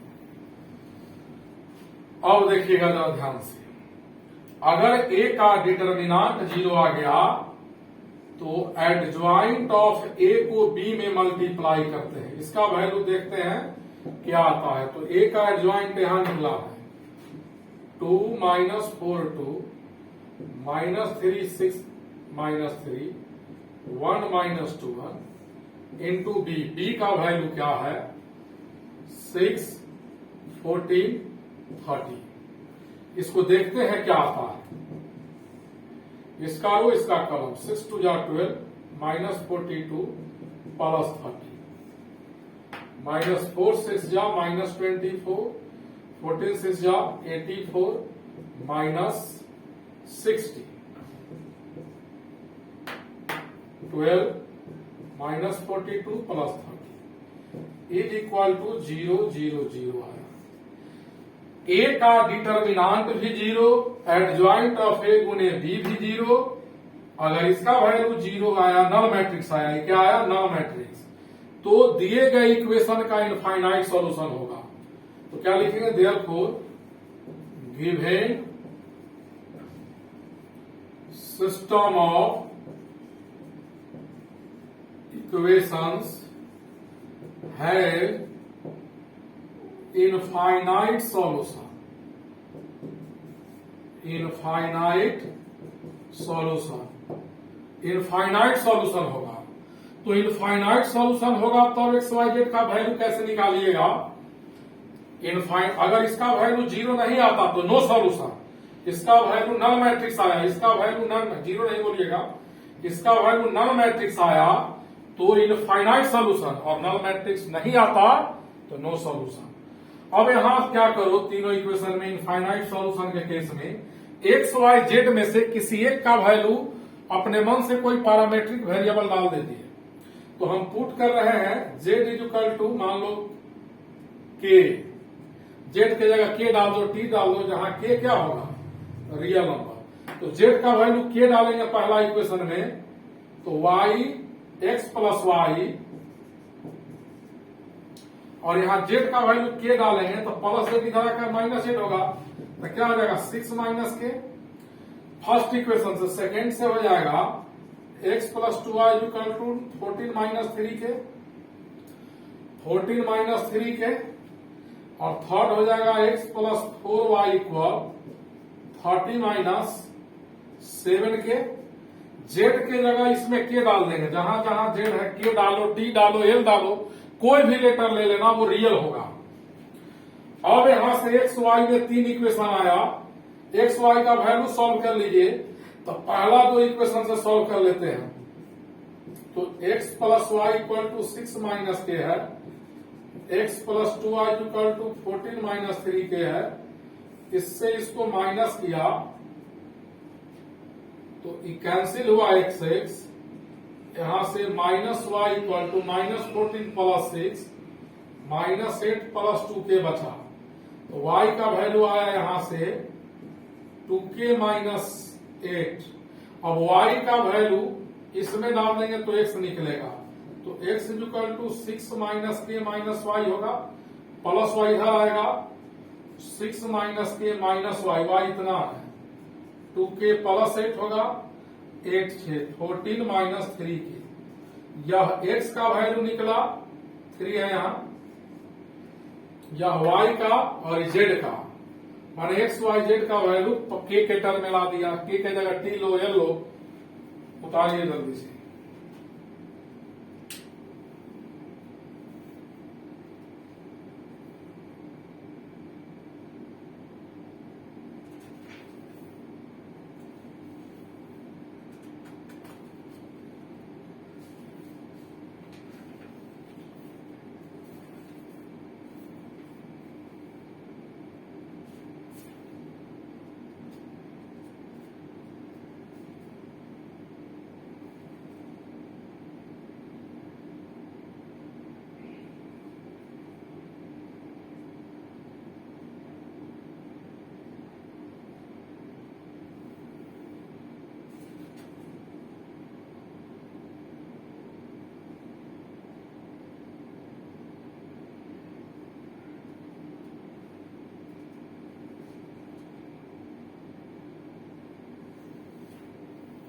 लिखिए एक्स वाई जेड का वैल्यू नॉन होमोजेनियस में इनफाइनाइट सॉल्यूशन के केस में इस तरह बना लीजिएगा।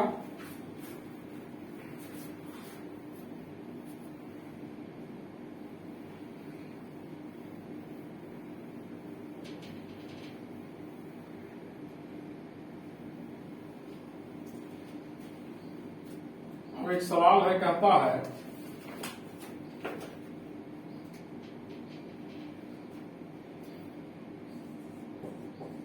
solve the system of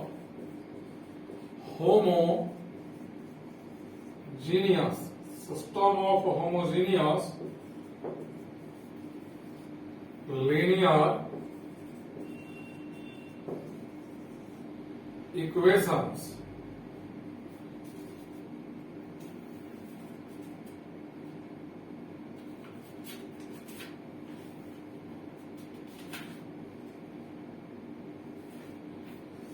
x plus y minus z equal 0, x minus 2y plus z equal 0, 3x plus 6y minus 5z equal 0। इस linear equation को सॉल्व करना है कि होमोजेनियस है। आरएचएस में तीनों कांस्टेंट 0 है, तो पहले एक मैट्रिक्स से लिखेंगे, इसके अंदर का एलिमेंट तीनों इक्वेशन में जो कोएफिशिएंट है वो होगा 1 1 -1 1 -2 1 3 6 -5 इतना आया। अब इसका वैल्यू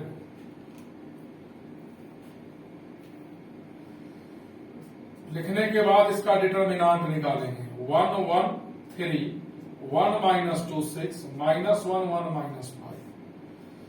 अब क्या करेंगे हम लोग, इसका वैल्यू सॉल्व करने के लिए चलो C1 से C2 घटाते हैं 0, 1 से -2 सब्ट्रैक्ट करेंगे 3 से 6 गया -3।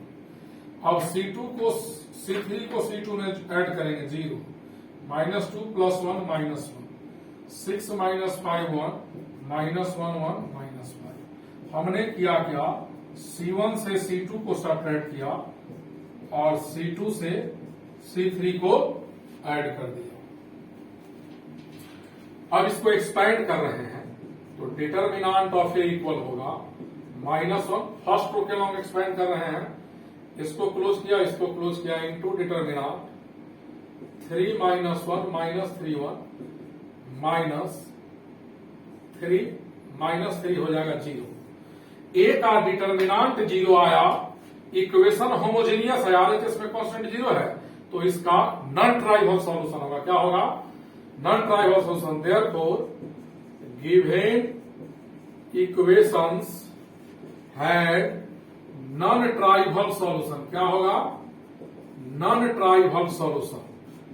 तो non-trivial solution के केस में इनफाइनाइट सॉल्यूशन होता है, एक्स वाई जेड का इनफाइनाइट वैल्यू आएगा। तो ऐसे सवाल में क्या करना, पुट कर देना एक्स वाई जेड में से किसी एक का मान टी के, जो इच्छा करे।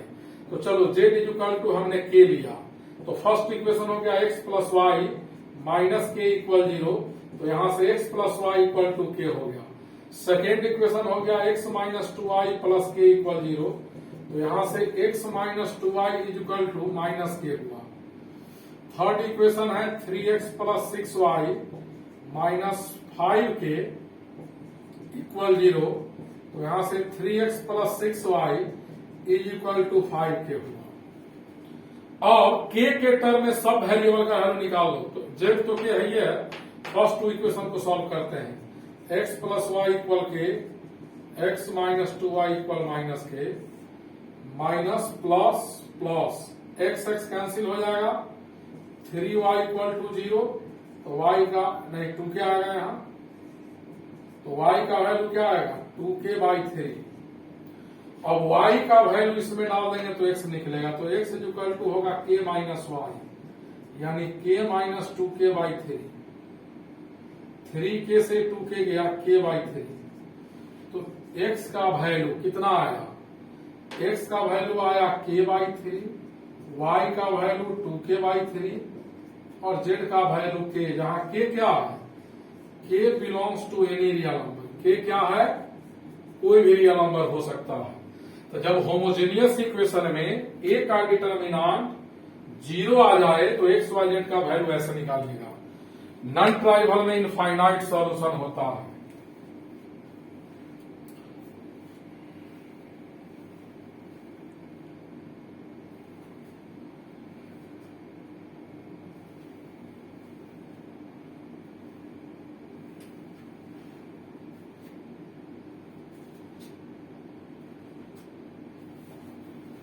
और देखिए जो नेक्स्ट वीडियो भेजेंगे उसमें हम एलिमेंट्री रो ट्रांसफॉर्मेशन पढ़ाएंगे, यानी एलिमेंट्री रो या कॉलम ऑपरेशन के मेथड से किसी मैट्रिक्स का इन्वर्स कैसे निकालते हैं। एक चैप्टर स्पेशल है, उसको छोड़कर पूरा मैट्रिक्स बनाना चालू कर दीजिएगा। और अगला वीडियो जब एलिमेंट्री का भेज देंगे उसके बाद एक वीडियो में मैट्रिक्स और डिटर्मिनांट का जितना सवाल आप लोग को पूछना है वो और एक्स्ट्रा सवाल बनाकर मेंस का सवाल बनाकर भेज देंगे। तो मेंस तक आपको 2 या 3 सवाल पकड़ा जाएगा इस टॉपिक से। आज इतना ही रहने देते हैं।